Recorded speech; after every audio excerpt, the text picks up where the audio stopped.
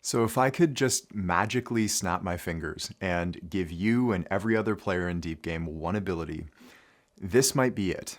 This might be it. What we're about to talk about in this talk, uh, this is one of those foundational principles that it's nuanced and it's subtle, but it is absolutely foundational to your success, not only as a basketball player, but as a human being in the world. And when people talk about the difference, the real difference between good and great, when people speak about greatness in any capacity, whether it's in basketball or otherwise, this is that fundamental quality that creates greatness. And what I'll say right off the bat is that if you don't have this, no amount of hard work whatsoever, there is no amount of work that you could do to overcome it, okay? To overcome not having this. It is that important, okay?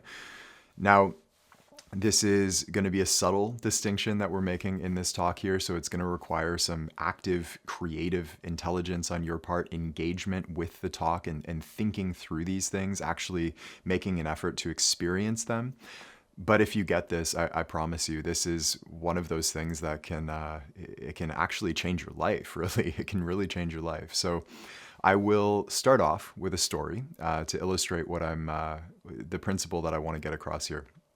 And this story comes from back when I was running EGT, Elite Guard Training. We used to have a camp every summer called EGT Live, and we would invite 30 to 35 players, and all of our coaches would come, and we'd have a week of like really, really intense basketball training where I would every night gather in the library with all the players and give talks like these ones. And the format that these talks took, I was speaking about different deep game principles. We called it EGTX back then. But the format that these talks took is that I would have a PowerPoint up on the screen behind me, and I would click through it, and I would use it sort of as a guide. There would be like images and text on the PowerPoint screen. But for the most part, I would just talk off the cuff like this and use the PowerPoint as a guide.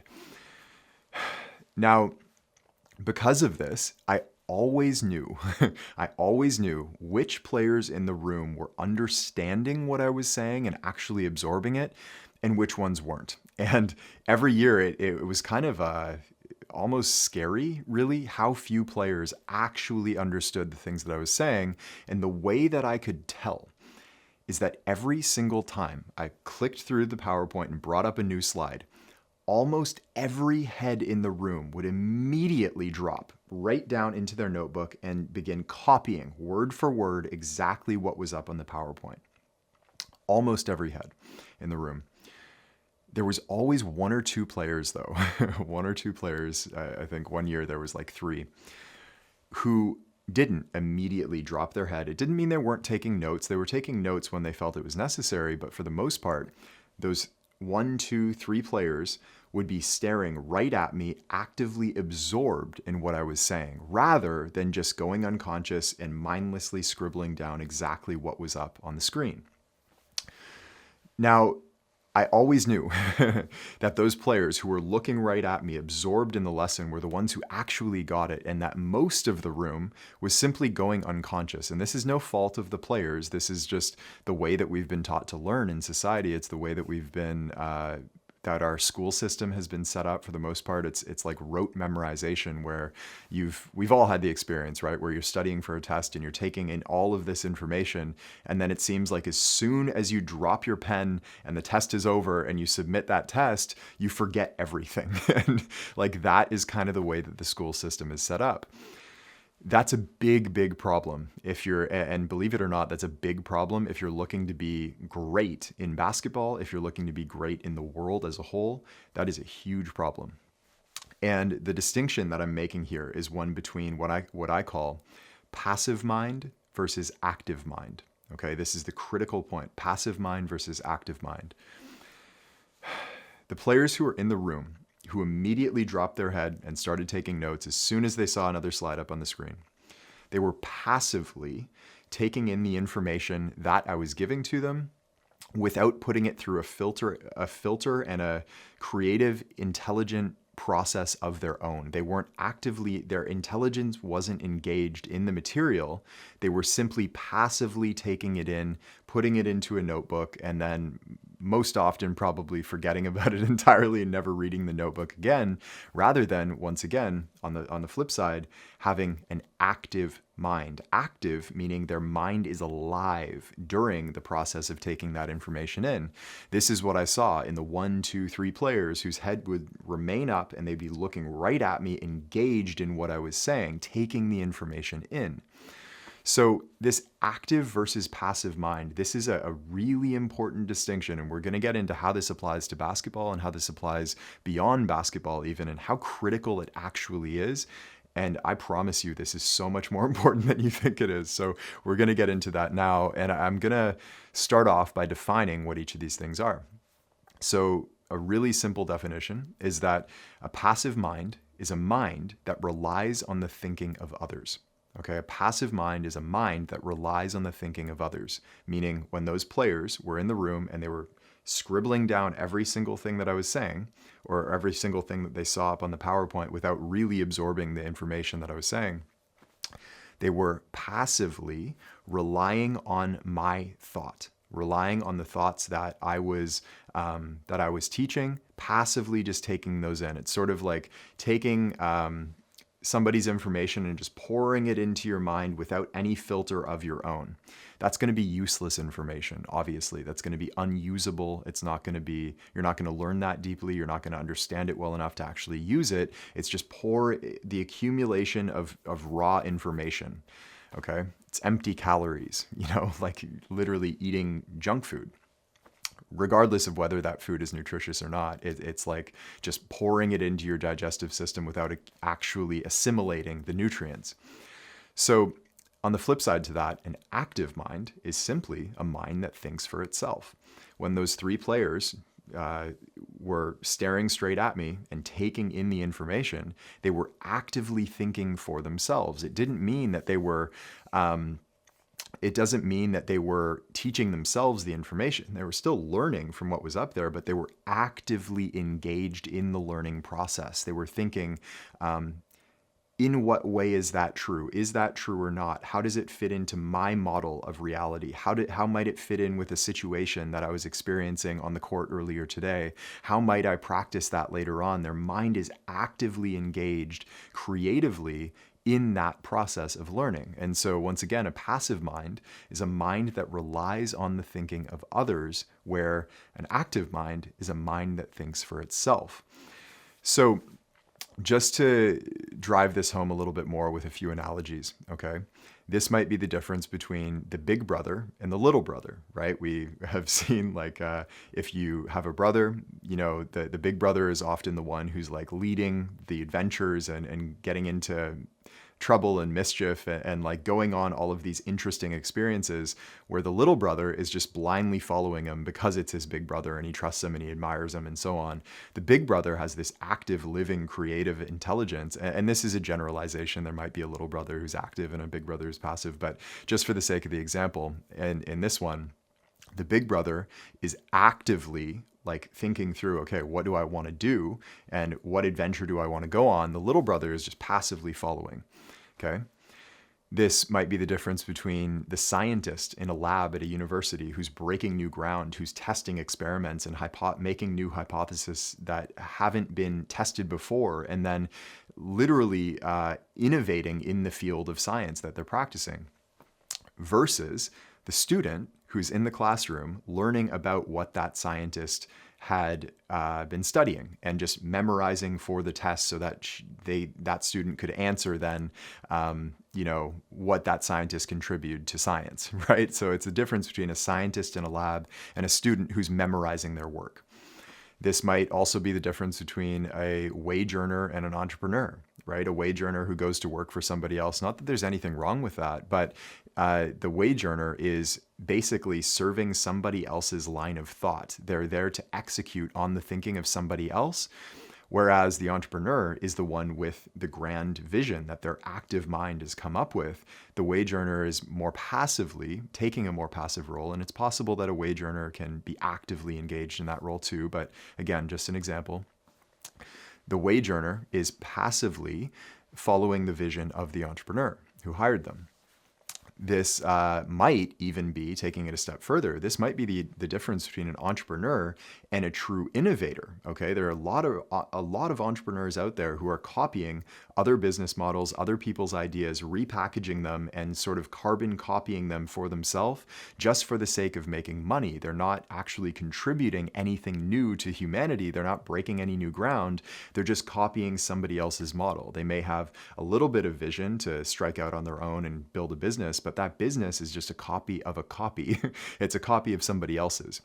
Versus the innovator who actually breaks new ground, this, the Elon Musks and the Steve Jobses of the world who actually create something brand new out of thin air using their mind, their active mind, right?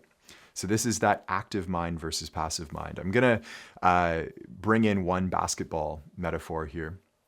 And this is not a perfect metaphor by any means, but it'll serve our purposes. You might look at Steph Curry versus Ray Allen.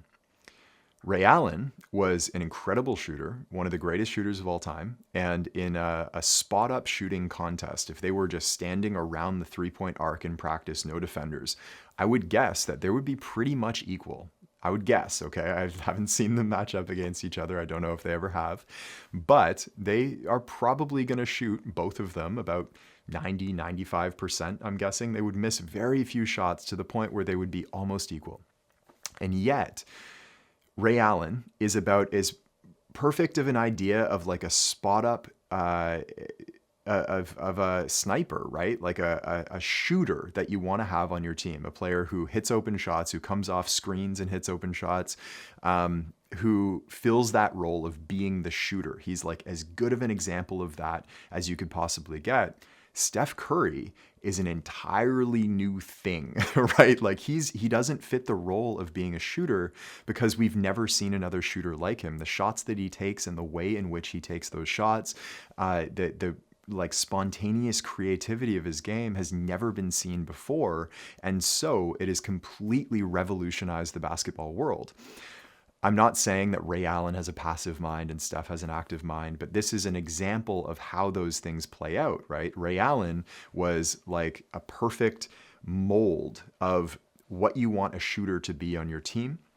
Steph Curry was some brand new thing entirely. That is the active mind at work. And if Steph didn't have this active mind that was able to creatively see the vision of what basketball could be and the way that he could play it, he would never be Steph Curry. He would have never become the player that we all know. Okay, so this is the difference. The passive following somebody else's line of thought, following and relying on the thinking of others, versus a mind that thinks for itself and strikes out on its own and breaks new ground. Another way of looking at this, you could, I've written down a series of questions. This is just another way of driving this point home. So the passive mind might think, did I do it right? Did I do it right? Did I do it the way that it was instructed to be done? The active mind might ask, did it work? Did it work? Okay, literally the bottom line, did it work? It doesn't matter how it was done. Did it actually produce the result that we were looking for? 3 points is 3 points, right? Steph, if he does that shooting from 38 feet, just because nobody else had ever done that before doesn't mean he can't do it. It's, did it work? Yeah. Yeah, it worked for Steph. Has worked and continues working. The passive mind might ask, what should I do? What should I do? Whereas the active mind asks, why should I do it? Why should I do it? It's a critical thinking mechanism. It is filtering out the information that's coming from a teacher, from somebody else's line of thinking, and thinking, why? Critically thinking why. Not just blindly saying, what should I do? Tell me what to do. But why do we do it that way? And how could it be done better? Which is leading me into the next question. The passive mind might ask, how is it done? How is it done? How has it been done in the past? The active mind asks, how could it be done better? Again, the Ray Allen versus Steph Curry, right? So why is this important? Why are we even talking about this in the first place? And This is where it gets really, really critical for you, okay? What we're gonna do first, however, is take a break. And this is something we don't normally do in these talks, but we're gonna take a break for a few different reasons. The first one being we're gonna go many layers deeper into this material, and I wanna make sure that that you can stay present with it, that you can actually take an active stance with your mind with this material rather than just passively taking it in. This is something we do during our deep game program itself. Every 10 to 15 minutes or so, we take breaks. And so what I'll invite you to do now is just pause the recording, pause the talk, pause the podcast, whatever form it's taking, and shake out your body. So open up your body, shake yourself out, stand up, stretch a little bit, get a drink of water if you need to, no more than about 2 minutes or so. And, you don't have to, I will say don't take a long break. Like this is a real quick, just reset yourself, get your body moving a little bit, and then come right back to this talk. And we will go a step deeper and get into why is this important? And then how do you practice it? Okay, which is really where the rubber meets the road. So pause it now, and I will see you on the other side. All right, welcome back. So why is active mind important versus passive mind? The first and most obvious one, okay, is that you do not find yourself misled by other passive thinkers. And I have a really bit of a disastrous story for you, okay? And you may actively think about how this is playing itself out in your own life. Being misled by other passive thinkers, of which there are many in the world, many teachers out there who are, on YouTube and creating courses and books and so on and so forth. They're nothing more than passive thinkers who are essentially copying other people's ideas down, and then you're getting these watered down versions of ideas that, again, have been passed down and passed down and passed down. People who aren't actively thinking for themselves about these ideas are teaching them.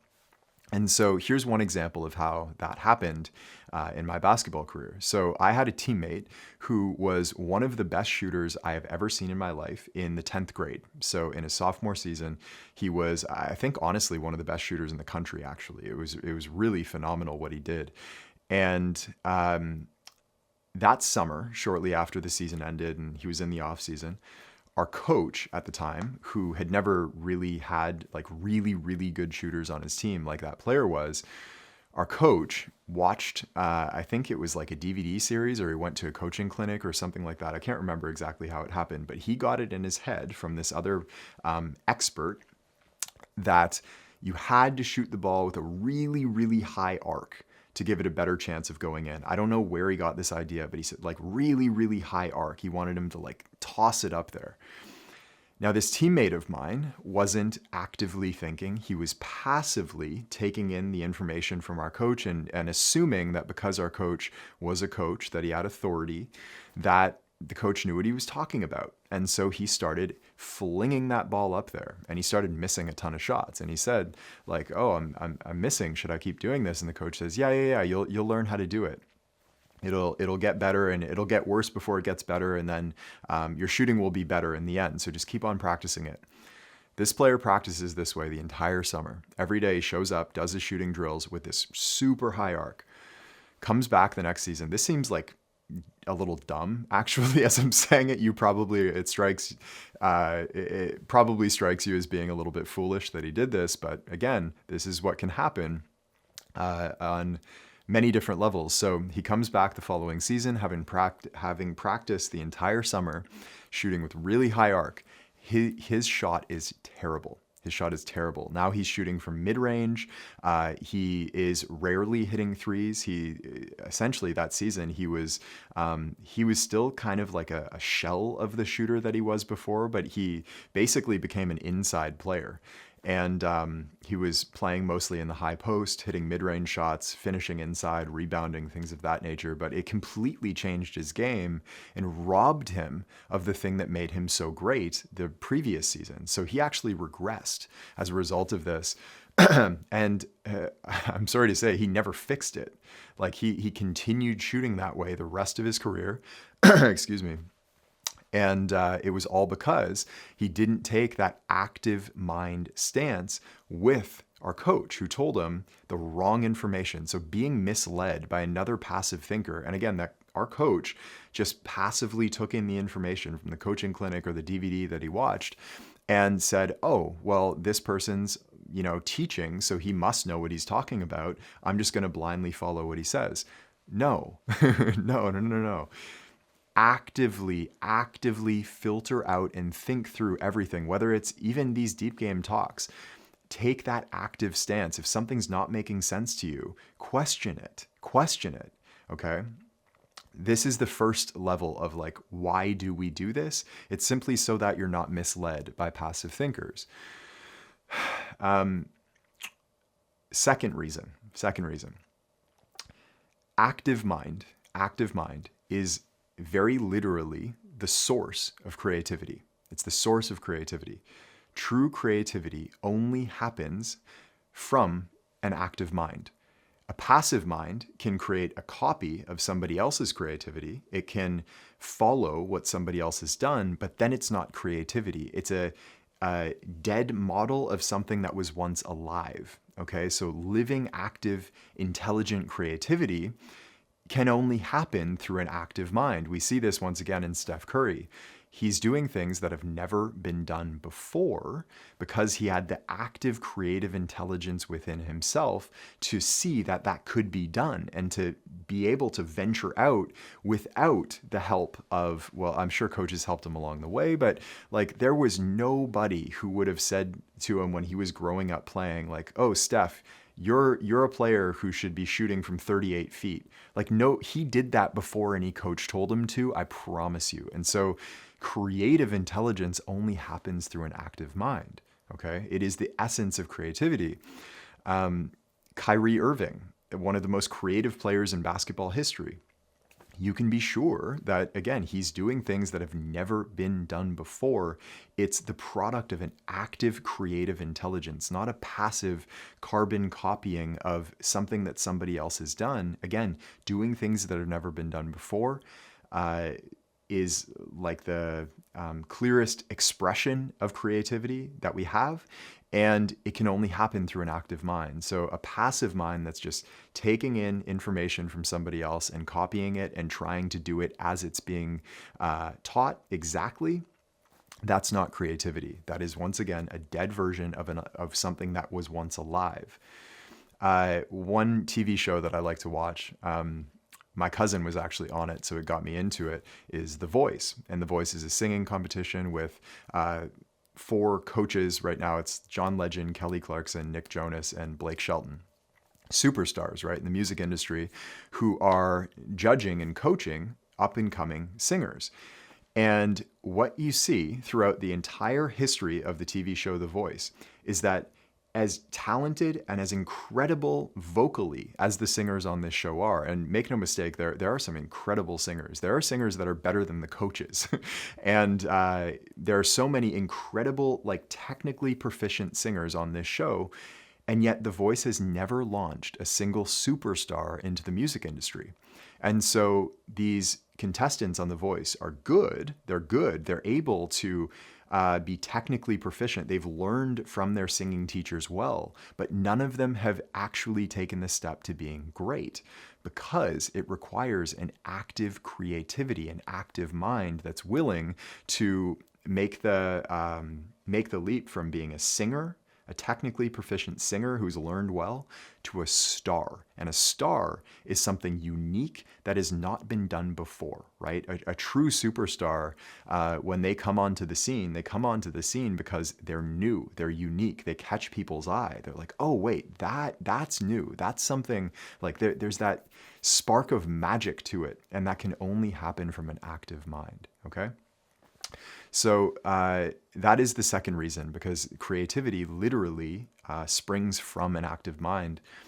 The third reason, the one that you're probably most interested in, is that an active mind exponentially increases the results from every single thing that you do. You will literally learn faster, you will learn more efficiently, you will grow and develop skill faster and more efficiently, and every single rep that you do in your training will be exponentially more productive than if you had simply done it with a passive mind. This is the reason that so many players train and train and train and train and put so many hours in on their game, on their craft, and never seem to get results. Never seem to get results. As long as they're on the training floor, on the court, and they're following a program exactly as it's laid out, they're following the moves, they're doing step by step exactly what the coach or the trainer told them to do, they're fine and they look really good and they are playing well, by themselves in practice. They can follow all the instructions, but as soon as they get into a real game and active intelligence needs to be at work, because again, you're making decisions on the fly. Your coach isn't in your ear telling you at lightning speed exactly what decision to make. Go here, make this move, see this on the floor. No, you're actively in your own mind making those decisions and making tweaks and adjustments to what you're doing on the fly in the heat of the moment. That is the essence of an active mind. A passive mind can go on the floor and just carbon copy, like execute exactly what the trainer told them to do. It takes an active, living, creative intelligence to be able to do that in a game, okay? An amazing example of this, the best example actually, in my opinion, is in martial arts. And one of my teachers he was a martial artist when he was younger. He's now a meditation teacher. One of my teachers likes to say, I'm going to try to get this right. I don't have the quote written down, but it is, fighting is essentially high-speed decision-making with immediate consequences. High stakes decision making with immediate consequences, meaning like you literally are making decisions on the fly with immediate and intense consequences. Like you can get seriously hurt or killed if you don't make the right mistake. That is the essence of an active mind at work. The passive mind that's just going through, here's how you do a jab, here's how you do this step by step by step, that's not actively the mind that's not active is going to get knocked out cold, right? In martial arts, that is like the clearest example. And one of the first things that they teach, a good martial arts teacher will teach, is that every single movement of your body within a fight, within practice, originates in the mind. It is an impulse from the mind. And so putting your mind deeply, sinking your mind deeply into every single movement that you're making and being able to, once again, sink your mind into the movement so that your mind can adjust the movement and learn the movement deeply, groove it deeply into your nervous system. That is the way that you learn martial arts. You don't learn it by seeing a teacher up on the practice floor, like going through the motions and then just copying it. No, sink your mind actively, deeply into the movement. That's how it is learned. It takes an active, creative intelligence, once again.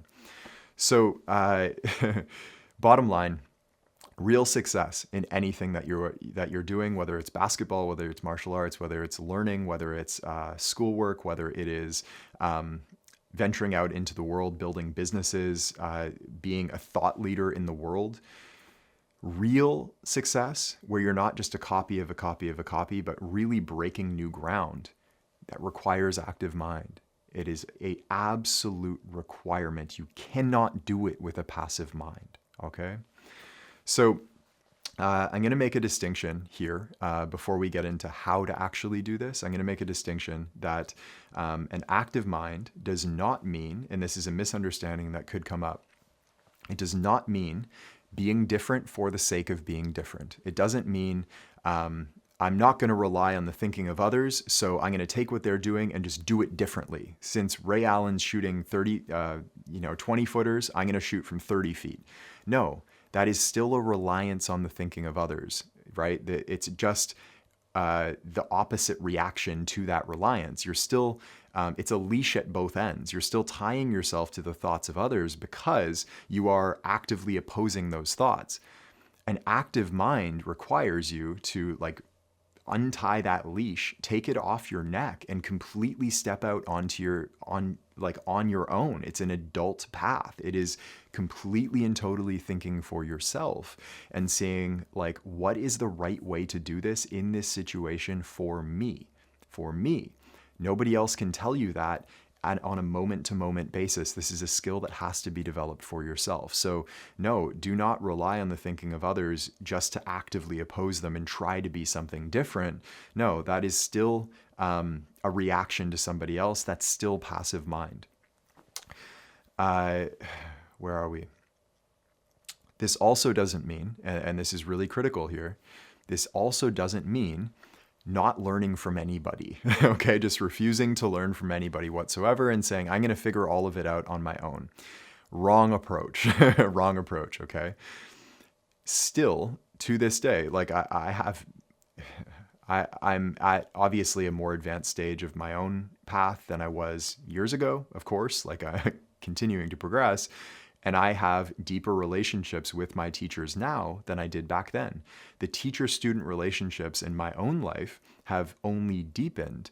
But in that process, being a good student means taking an active mind. It's like those three players who were at the back of the room, looking straight at me, absorbing the material. They were still taking notes when they felt inspired to take notes, when it felt relevant to them. They weren't passively copying down the notes that I'd already made. Okay, it's a very big difference. So it doesn't mean just not learning from anybody at all. Learn from good teachers who are active thinkers. There are many passive thinking teachers out there, so avoid those. That's probably the subject of another talk. But being a good student and actually learning the material so that it becomes experiential knowledge, you can actually functionally use it in action, means having an active mind. It means filtering out the things that are not useful to you, allowing in the things that are useful, and simultaneously seeing how are those things useful for me in this moment and how might they be useful in various circumstances. It's an active, once again, I keep using this word over and over. It's an active, creative, living intelligence rather than a dead, passive way of just pouring information into your mind, hoping it sticks, putting it into a notepad and then just forgetting all about it, right? So, once again, doesn't mean just being different for the sake of being different, doesn't mean not learning from anybody at all. No, it means stepping out on your own and thinking for yourself. You will notice that even the decision to learn from a teacher, that is a choice that an active mind makes. You are actively deciding to learn from one teacher rather than another. Listening to this talk, getting as far as we are into this material right now, that in and of itself is the choice of an active mind. You are with me right now, present with the things that I'm saying, and hopefully actively engaging with the material rather than just passively taking this on as another concept to memorize. So the question that we've got to get to now is how. How do you do this? And what is the functional, practical way to practice this and develop this ability in your own life so that it can take on a life of its own inside of yourself? And first, we are going to take another break. Okay, so I really want you to be as present as you can be for this next part. Pause, stand up, shake your body out, get a sip of water if you need it. Come back afterwards, and we will get into exactly how to do this. Okay, welcome back. So the question now is how? How do we develop an active mind and go on developing this for the rest of our lives? Because make no mistake, this is something that will be with you in every single moment that you live. So for as long as you are here in a human body on planet Earth, you will be developing an active, living, creative intelligence of your own. And the how of this is actually very simple. It's very simple. It's 3 words. Ask yourself first. Ask yourself first. Now, growing up, we are taught and conditioned to look up to teachers, to parents, to role models, and ask them, what should we do? What should we do with our lives? What should we build in the world? What should we become? And what I'm basically suggesting to you is a reversal of that principle. It is, before you ask anybody else, ask yourself first. Ask yourself, what do I want to become? What do I want to build in my life? What do I want my life to look like? Not to look at somebody else's Instagram account and what their life looks like and, oh, that would be so nice. Maybe I can build that for myself. No, what do you want your life to look like? It becomes very adult very quickly because you're no longer the child looking up to adult mentors and guides. You are the adult that is striking out on your own with your own vision. And the analogy that I'll give to you is that teachers like me and others can give you tools. Like I can hand you the hammer and the nails and even to some degree like teach you how to hammer. But the vision of what you're building must be your own. You must know what you are building, and that can only come from you. So ask yourself first, get in this habit whenever you are contemplating something, whenever you're struggling with a choice to make, whenever you are thinking through a problem that you want to solve. The critical habit that I want you to take on, and make no mistake, it's a task. Like this takes more effort. Okay, the reason that more people don't have an active mind is laziness. They don't want to expend the mental energy. So this is going to take more energy. It's much easier just to passively take in somebody else's information and just rote memorize it and just copy down exactly what they say and do what they say. That takes no thinking at all. Anybody can do that. And active living intelligence requires energy. And so the habit that I'm suggesting to you and inviting you to take on for yourself is to, instead of asking somebody else, ask yourself first. You can get clarity on the solutions that you come up with. You can refine them with the help of others. You can build upon them. You can shape and mold them using the advice of others and the input of others. But that first spark of intelligence, that first spark of thought must come from you. Must come from you, okay? And I'll give you an example from my own life. As I was building the Deep Game program, the one thing that I never did, never, was use the work of other people, okay? So when I first set out to build Deep Game, I sat down with my laptop, with a notebook, and I started building Deep Game from my own mind, okay? From my own mind. I didn't have a collection of books, run through all of those, grab the concepts that I like, reformat them and retemplate them into something that was reconfigured so that I could call it my own and then, deliver that as the product. No, it completely, I literally mean completely, came from my own mind.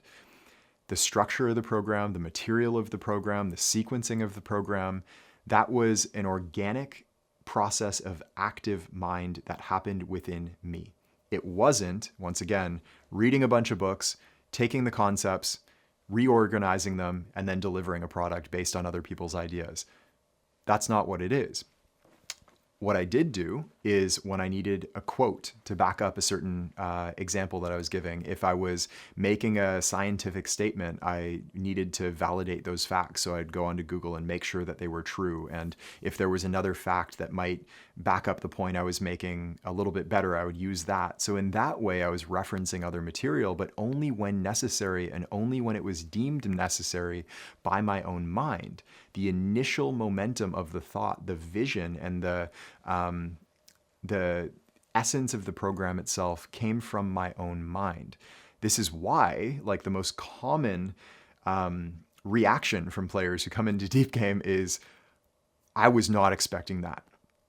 Almost every player who comes into the program says, like, whoa, that is not at all what I was expecting it to be. That I've never seen anything like this before. And the whole reason is because there isn't anything like it, because it came from my mind, okay? What I'm inviting you to do is to build your life on those same premises, so that it becomes this expression of your unique individuality as a human being. This is an adult path. It takes more effort than just passively becoming what somebody else thinks you should become and rote memorizing the script for your life and copying something else. This is the hero's journey. This is the courageous path, right? This is like the gladiator sport of life versus being up in the stands watching it happen. This is being on the ground floor with your boots on the ground, walking this path of life using the force of your will and the vision that comes from your own mind, nobody else's. This is a skill that you will develop for the rest of your life. And it is arguably could be said, the most important skill that you will develop for the rest of your life. And one of the most fulfilling skills as well that you will develop for the rest of your life. And so I encourage you so deeply to take on this habit of asking yourself first. And the way that you might do this, practice that you might take on, a way that can help you to ask yourself first with more clarity, is simply journal-based contemplation. So get yourself I like Moleskine notebooks personally. Any old notebook will do. And when you're contemplating something that you need to ask yourself first on, sit down with the notebook and write the question that you're contemplating at the top of the sheet of paper, and then answer it. Answer it from your own mind. This is essentially how I built Deep Game. And answer that question from your own mind. Once you have that answer, maybe you don't get it right away. And again, this is a skill. So, the first few times you might get a dud and you might not get an answer. And then you sit down, you get a little bit more clarity and a little bit more clarity. What you will find when I first started doing this, I remember there was a period of time for about 6 months, my first Moleskine notebook, where I was doing contemplations almost every day. That Moleskine notebook was about I'm stumbling on my words right now because I've been talking for so long in this video. When I first started this Moleskine notebook, my answers to the questions were pretty vanilla. They were pretty predictable. They seemed deep at the time, and yet 6 months later, when I finished that notebook, I went through every single page of the notebook and I revisited the answers to those questions. And in just 6 months of doing this practice of daily journal contemplation, I had literally watched my mind and thinking process and active mind mature and strengthen and clarify and grow sharper. I saw it happen page by page by page. And so just like you refine your form and your shooting stroke, this will do the same thing. It will sharpen and refine your thinking process and your active mind. Okay? So journal-based contemplation is a really, really, really strong practice that will help you a lot.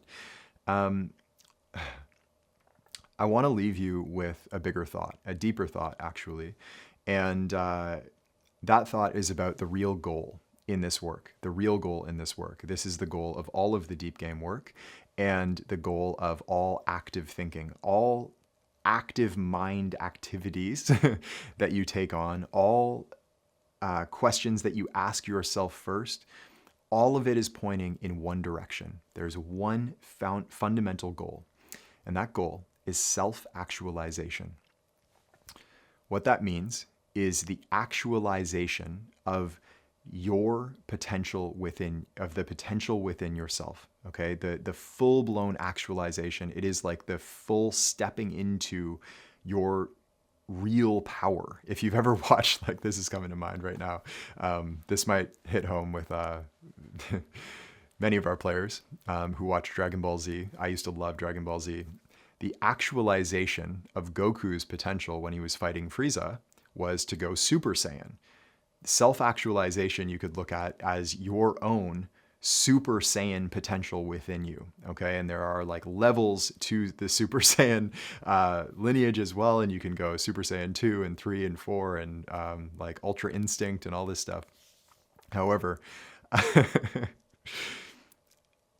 self-actualization is the path that we're on, okay? And the key word to that, to awakening these hidden potentials within you, the key word is self. Nobody else can do this for you. The vision of what you are becoming is your own. It is of yourself. If you try to actualize somebody else's vision, you are not actualizing yourself. You're actualizing something else. And in the process, you're not actualizing anything at all. It's not self-actualization. What we're doing here in this work, I have no desire whatsoever to turn you into anything in particular. I have no desire to change you. My only goal as a teacher is to help you become more of what you actually are. More of what you actually are. And I can't tell you what that is. That comes from you. And so in the service of self-actualizing, The fundamental skill of the active mind is to start asking yourself first, what is my vision? What am I building? Who am I becoming? And if you can constantly and consistently ask yourself first, you will find yourself becoming something that has never been before. You will bring to life things that, like Deep Game was for me, you will bring things into the world that never existed before, that you created out of thin air using nothing but your mind. Your life will become an expression of who you truly are as a unique individual. You will be making the leap, as that analogy I gave before, from like a singer on The Voice to a superstar. Okay? This is how it's done. It's with an active mind. It's with an active mind. So I'm going to wrap up here with a passage from a book. I know this is a long one and you did so well. Okay? So we're going to drive this home with one of my favorite books of all time, and I hesitate to recommend this to players, to be honest with you. The book is Atlas Shrugged by Ayn Rand. One of my favorite books of all time. However, I can't recommend this to everybody because she has some political, sociological, even psychological ideals and concepts and opinions in that book that are, in my opinion, flat out wrong. They are misled and they're limited. Okay. So if you want to read that book, then just understand that not everything she says is true. However, when it comes to active mind versus passive mind, that is the entire premise of the book. And that part of the book, she got so right. She got so beautifully right. And it's a beautiful story as well. So if you just want like an amazing book to read, that is a good one. Okay. And the whole thing is about active versus passive mind. Just don't take her political, sociological ideas too seriously. Like, really think for yourself about that. That is a book that you have to read with an active mind. Otherwise, don't read it at all. Like, passive minds will not survive. Okay. So anyhow, in that book, I'm going to read you a little passage from that book. One of my favorites that I've always remembered, and I've read this book 5 times now, actually. So as a little bit of backstory, there are at this stage in the book, there are 2 children. One of them is Dagny and one of them is Francisco. Both of them are born into aristocratic families who are captains of industry, families that have been for many generations building like huge, basically like industrial titans, right? Like, one is the captain of a railroad that has been like centuries old. Another one is I think a copper miner, actually. So I won't go too deep into the book, but anyway, these are 2 really active, creative, intelligent children who are learning about the world. And so the passage goes like this. Once, an elderly professor of literature, Mrs. Taggart's friend, saw them, Dagny and Francisco, on top of a pile in a junkyard dismantling the carcass of an automobile. He stopped, shook his head, and said to Francisco, "A young man of your position ought to spend his time in libraries absorbing the culture of the world." "What do you think I'm doing?" asked Francisco. So that says it all, and I hope you caught that. Francisco, as in his like living, intelligent, active mind, wanted to get his hands dirty in the world. He wanted to dismantle this automobile, to see how it was built, to see why it was built that way, to think of new ways of building it using his own active mind. He didn't want to passively go to the library like this old professor said he should and just like memorize a whole bunch of information from a whole bunch of books and like pour a bunch of other people's knowledge into his mind. He wanted to actively figure it out for himself. And that's what I'm inviting you to do today. Okay. So I know this has been a long one. I know it's been a deep one. I know it's been a subtle and nuanced one, right? This is something that requires an active mind to even begin to understand. And it's one that you probably, I would venture a guess to say, that you will understand more deeply as time goes on. This talk is sort of like a time release capsule. I expect that you'll encounter events in your life that will help some of these principles make more and more sense. And you'll begin to see more clearly how active mind plays itself out and how passive mind destroys certain people, destroys potentials within you. And over time, you will begin to step out on your own and start to use that beautiful, intelligent, creative, active mind of your own in all of its unique glory and begin to self-actualize what you truly are in this world. And that is my wish for you. So I hope this one helped you, and I will see you in the next one.